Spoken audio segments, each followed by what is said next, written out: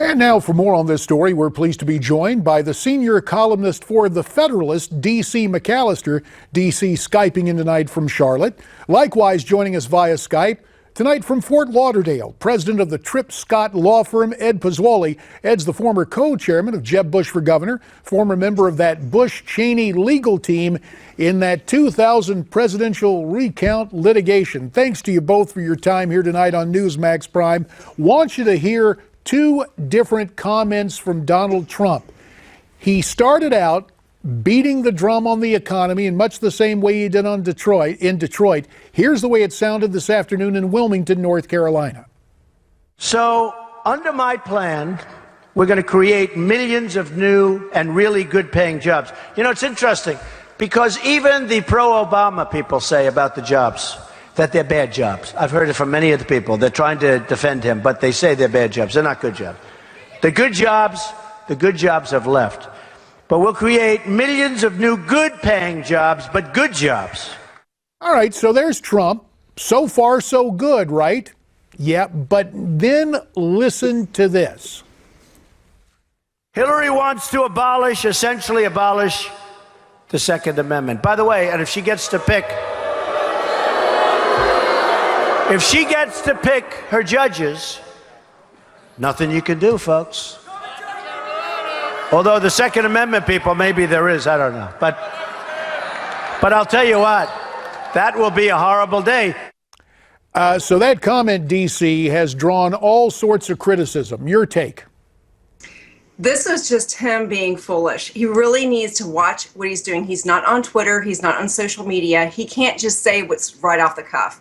I'm not really going to defend what he said. I don't think he meant and was calling for a insurrection or a revolution. But I definitely think that he was not on message. And he can't just say this kind of off the cuff stuff. I mean, he's going to get in trouble. And they're really going after him because of it. And that just needs to stop. So, Ed, what worked in the primary is not going to work in the general election campaign? No, it's not, JD. You made a great point. He can focus in on three things. Hillary Clinton's distrust, the distrust levels of 70+% across the country, the fact that most Americans believe we're heading in the wrong direction from an economy standpoint, and our security, both around the world and domestically. He stays on those 3 points, he wins. He gets distracted, he doesn't. All right, let's take a look at some of the latest polling from NBC News and SurveyMonkey, a trend that has continued in the wake of the Democrat convention, putting four candidates in the field. Mrs. Clinton leading at 44%, Mr. Trump second at 38%, the Libertarian Gary Johnson at 10%, and Green Party candidate Jill Stein at 4%. D.C. is still a long way between now and the election, right? 13 weeks. Can Mr. Trump make up the difference, and does it help to have the Libertarian and the Greenie on the ballot? Well, there's a lot of talk about whether really if the Libertarian might be taking from Clinton, so I think it might be a wash there. But he could definitely improve. I mean, stay on message, talk about the economy. There are so many things that he could hit Hillary Clinton with, and he just needs to stay on message with that. And it works for him. I also think that you need to take these polls on face value. There's been a lot of talk about how these polls aren't really reflective, that there's some kind of secret army going on, and that they're all going to come out in November. But you can't bank on that kind of thing. You have to work with what you're given, what you see. And the best strategy here is to assume that that's true and do your best to win and overcome the deficit. Ed, I want to take a look at some other polling. Granted, we all understand the only polls that count open on the first Tuesday following the first Monday in November. But in swing states, Ohio, Pennsylvania, and Florida, they're tightening up. Let's take a look at the Quinnipiac survey. Trump and Clinton, this is actually here in Florida specifically. Trump and Clinton tied at 43, Gary Johnson at 7, Jill Stein at 3. Ed, you were talking, in fact, you were part of the team litigating that photo finish in Florida back in 2007. Will history repeat itself, in a sense, in the Sunshine State?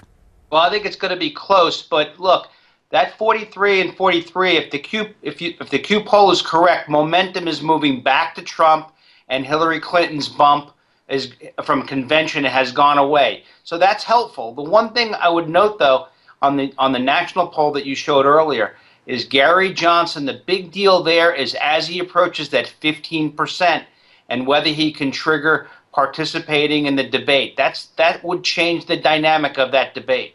The other thing I should say about the poll we just looked at in Florida, the Quinnipiac poll takes a look at likely voters, not just registered voters. That is a key distinction. Now, I touched on it earlier. We need to see it. You got to see it to believe it.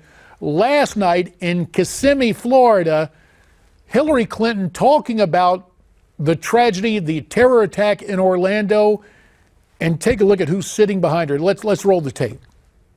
And I know how many people, family members, loved ones, and friends are still grieving. Now, look at that spotlight right there. The man there is the shooter.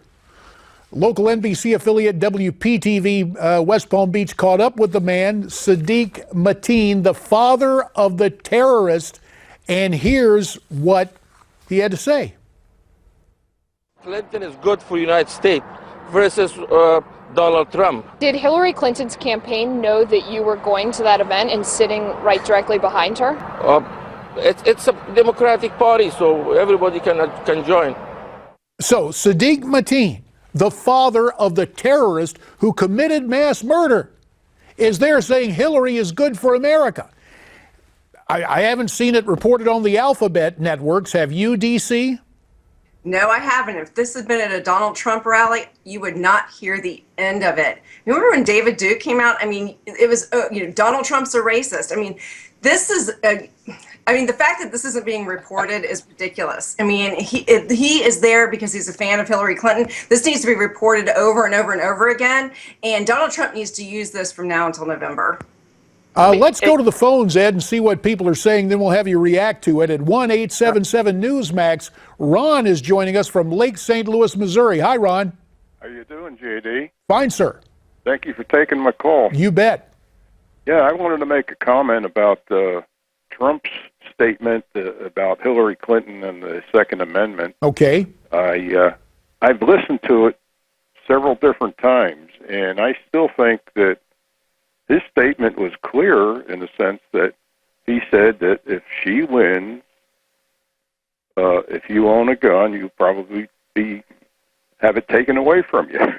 Okay, so you don't impute. You should think about you that don't impute anything sinister to his remarks. Sadly, Ed, the left takes a different view than does Ron, and that's a problem. But Ed, since you're the attorney, how do you litigate in the courtroom of public opinion the whole thing with Sadiq Mateen showing up at Hillary's rally?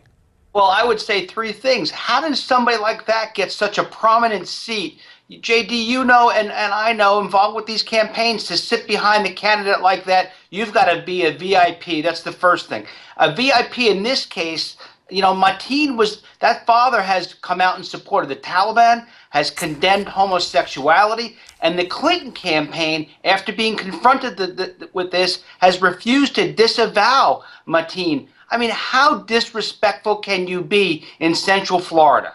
So, D.C., about 15 seconds. Do you believe the Trump people will try to keep this alive, trying to get Hillary to disavow Sadiq Mateen? Yes, he needs to be hounding her on that repeatedly. She needs to disavow him, and if she doesn't, then we need to ask why. Why isn't she doing that? Is she more afraid of offending Muslims than she is of defending Americans? That needs to be asked repeatedly. Right. DC and Ed. What political correctness is about. Isn't that what the problem has been with this administration? Exactly right. Afraid to offend those in the minority who have done us wrong. Very good. DC McAllister, Ed Pozzuoli, we thank you very much for your time and your analysis. Again, a special message to those of you watching us on DirecTV. Our primetime programming lineup moves to channel 366 effective at the end of this week. In fact, that primetime lineup is airing there right now, so you can switch on over and watch us. Channel 366. You'll want to see that. Listen, we've got more with DC and Ed when we come back, plus the latest on